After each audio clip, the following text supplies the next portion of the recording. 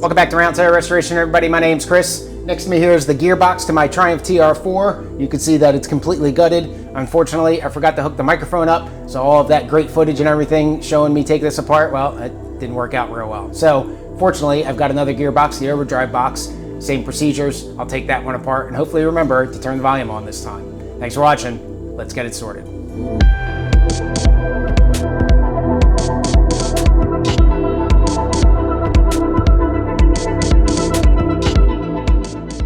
So in a previous video, I rebuilt this top cover here with all the springs and the detents and all that kind of stuff. And the first and second spring didn't pass the pull test. It was too weak. So I got a new spring for moss. So we'll put the new spring in and see if it makes a difference.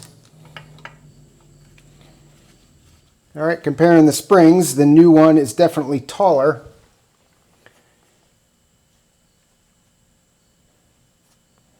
And definitely more stiff. So I think that's probably going to work out for me. Put that guy in there. Again, these screws should be just flush with the top. And I think the reason that is because that's going to get put down onto the top of the gearbox, and the spring would want to tend to round those screws out and loosen them up. So if you put it right up against, this is flush to the gearbox, so obviously the screws can't back out, but if you were to screw it down to get your tension, over time they will back out until they hit the gearbox. So I think that's what's going on there. All right, so that's pretty flush. We'll get our little pull scale, see what it looks like. All right, so the pull should be like 30 pounds or so.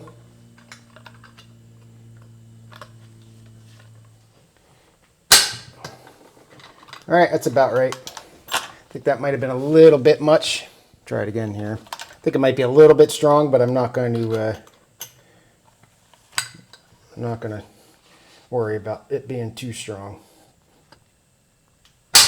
Yeah, it's pretty tight, but I'm gonna be happy with it. I'd rather have it tight than loose, so it doesn't pop out of gear. So we'll call that just fine. So again, now this one is completely sorted. We'll get it set aside and we'll start ripping apart the gearbox.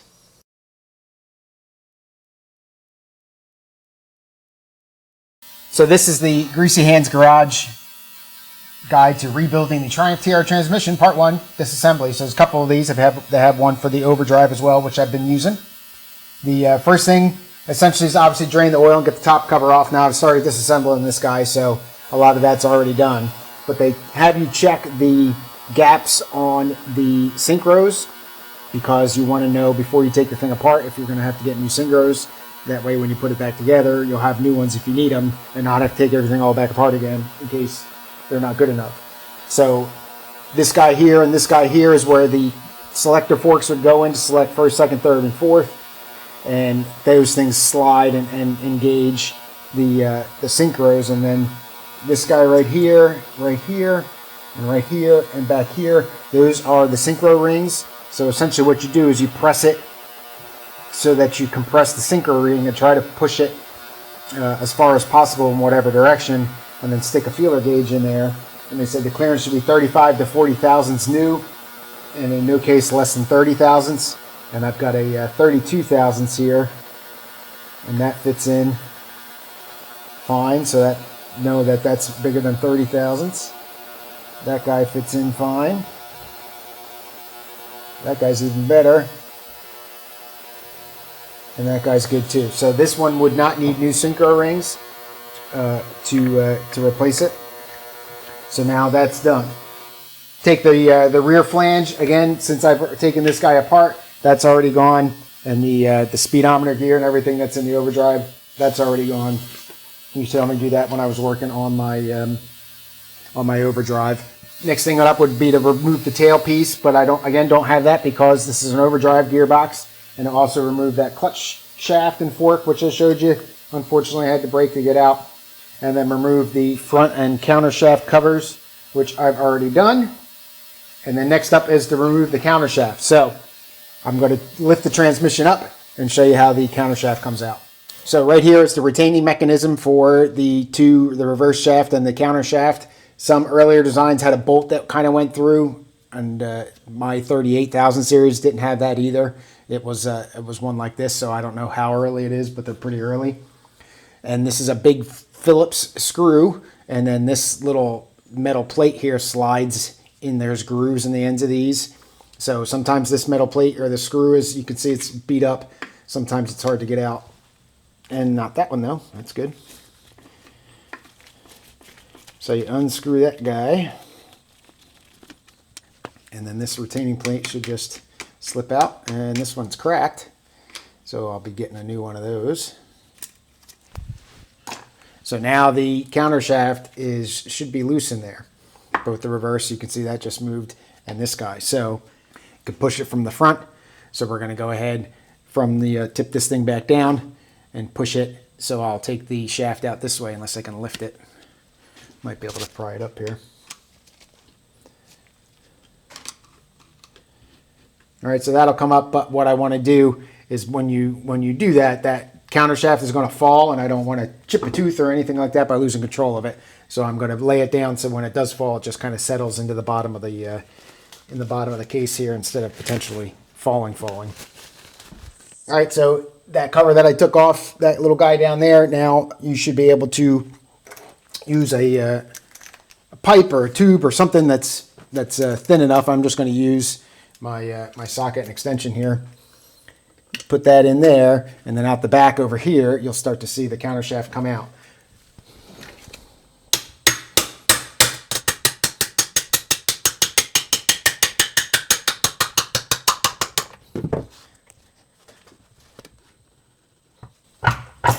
And you could hear that drop, and that's the countershaft. So you cannot take these gears out without that countershaft out and that having the countershaft itself drop.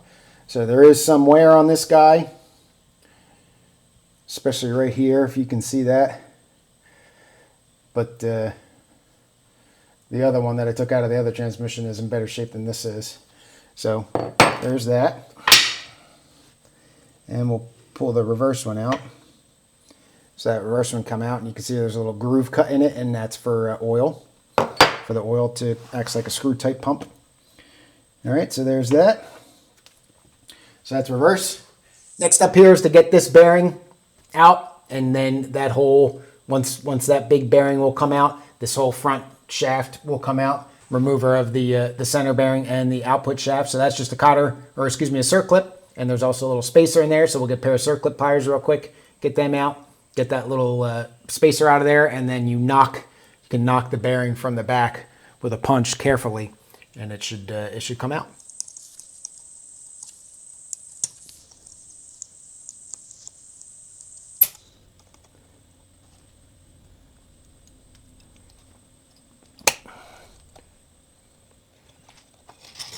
All right, there's the Circlip. Like I said, there's a little spacer in here.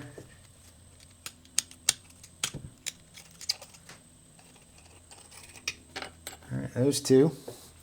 And then we'll come from the inside of the case. Now there's a ring on that bearing, one of the like a big snap ring that goes around it, and it keeps it from sinking in to the case. It's just kind of like a stop, but since I'm coming out from the front, I don't need to worry about removing that. All right, so right here is the back of the bearing, and we're just going to go ahead and gently kind of knock it forward.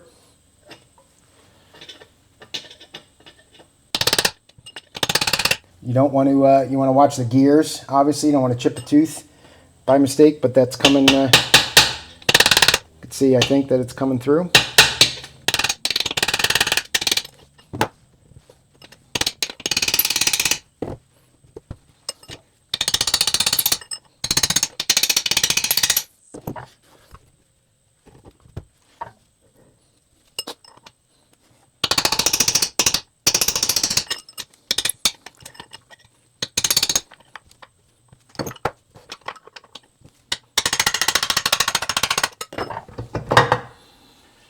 All right, and there's that.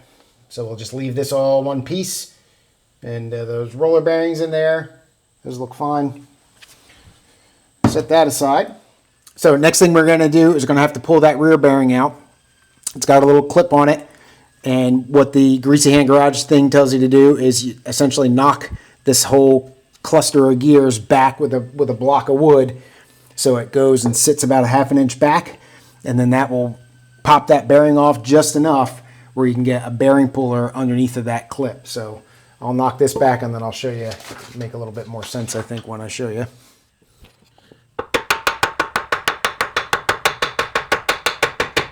All right, and that's about all you get. And that now that first gear is now hard up against the back of the transmission case, so that prevents that from moving anymore.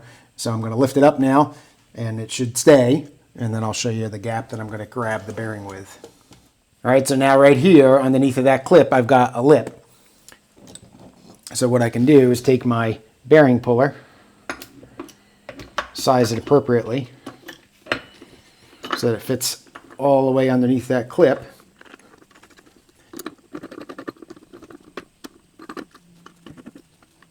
And now as I tighten it, that should grab on that clip, which is inside that bearing, and should slowly withdraw it. What I'm also going to do is I'm going to stick a piece of wood or something underneath here, just as the where the gearing goes down, because I don't remember if this thing will fall all the way or not, but I don't want it to fall and slam into the bottom of the case and potentially crack something. So I just want to slide something in there just to keep it supported. All right, so that should work. Not too concerned. All right, we'll start tightening down on this guy.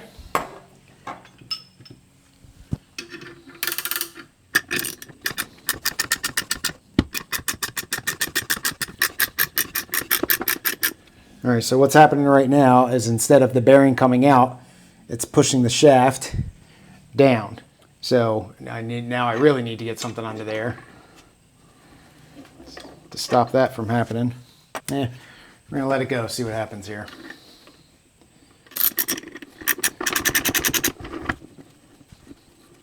There it comes.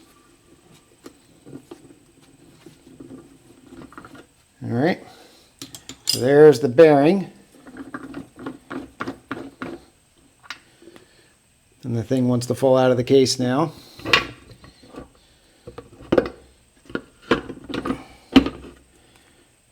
All right, so let's take all this contraption apart, and we should be all set to get this thing out.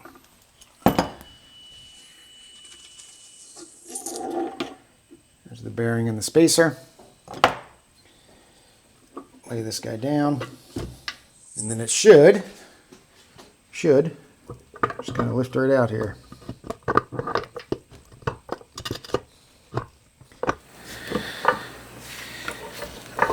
There we go.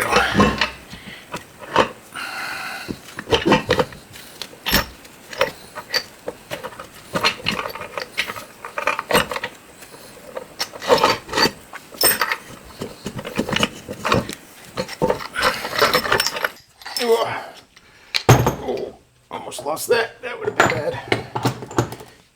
Good catch with the hip. All right, and then inside here will be reverse gear and the rest of the cluster gear. And this looks pretty rusty in here, actually. There are thrust bearings on both the front and the back of this guy, and sometimes they can kind of hang up and make it difficult to remove the cluster gear. So you want to get one of those, get those out. Try to keep them separate front and rear. I don't think they're different, but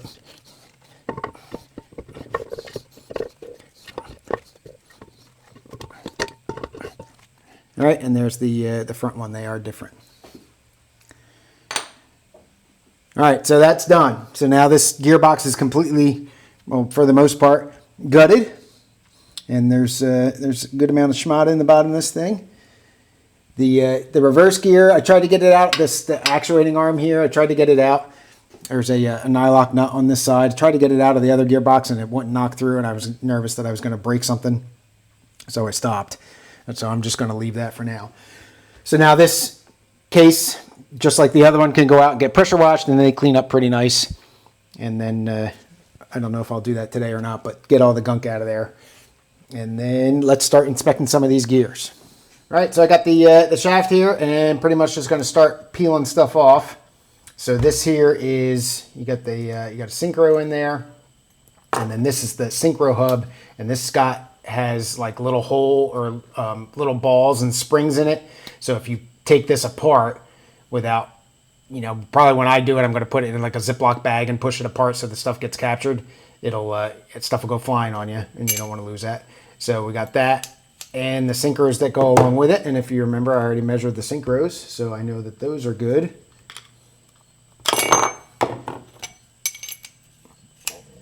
So that guy goes together. We'll get that in a bag. And then here, I'm going to stop, and I'll come back to that here in a second. But we got first back here. So that comes off. Got a synchro that goes with that synchro hub. Big old sleeve here. And a spacer.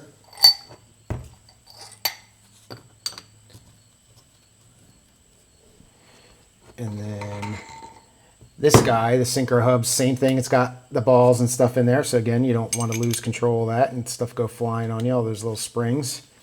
Much like the Gearbox selector, the top cover with the spring tensions. This also has spring tensions that you can measure and that have a spec on them. All right, so we got that. So now I'm stuck with this guy. So what's going on here is in the top here, and you're not going to be able to see it too well, there's essentially a snap ring in there. And this is a bear to get off. So there was a special Churchill tool that they used for it that essentially is a spreader that went down the splines, real thin, went down on the splines and got in underneath that slip ring and opened it up and allowed you to jiggle it out. But obviously I don't have that. And what I think I have tried is using split ring pliers, and sometimes they work and sometimes it doesn't. A bunch of screwdrivers and like 12 hands and all that kind of stuff. So I'm going to try to work on this to see if I can get it off, but I'm not going to work too long, to tell you the truth. And then we'll see what happens, because there is measurements in there. There is a bushing in there that has some critical measurements, so it's probably a good idea to try to get it off. I was not able to get it off on the original Gearbox, so we'll see if I can play with this for a little while and maybe get lucky. Some people say to cut like little grooves in the side of the slip ring and take like a little Dremel tool. I don't really see that working for me here, and I know the camera angle is terrible.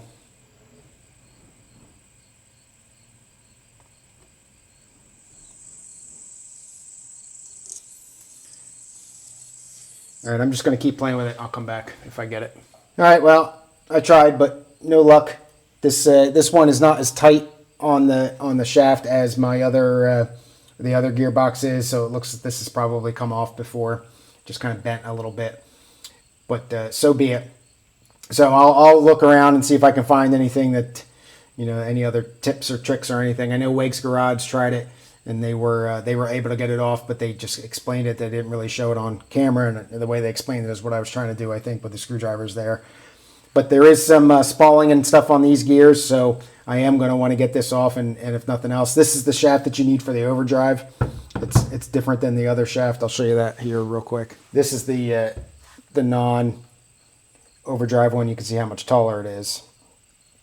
But this is just generally in just generally better shape than what I've got. So we're going to keep trying, but for now, that's all I've got. So thanks for watching. Have a good rest of your day. Cheers.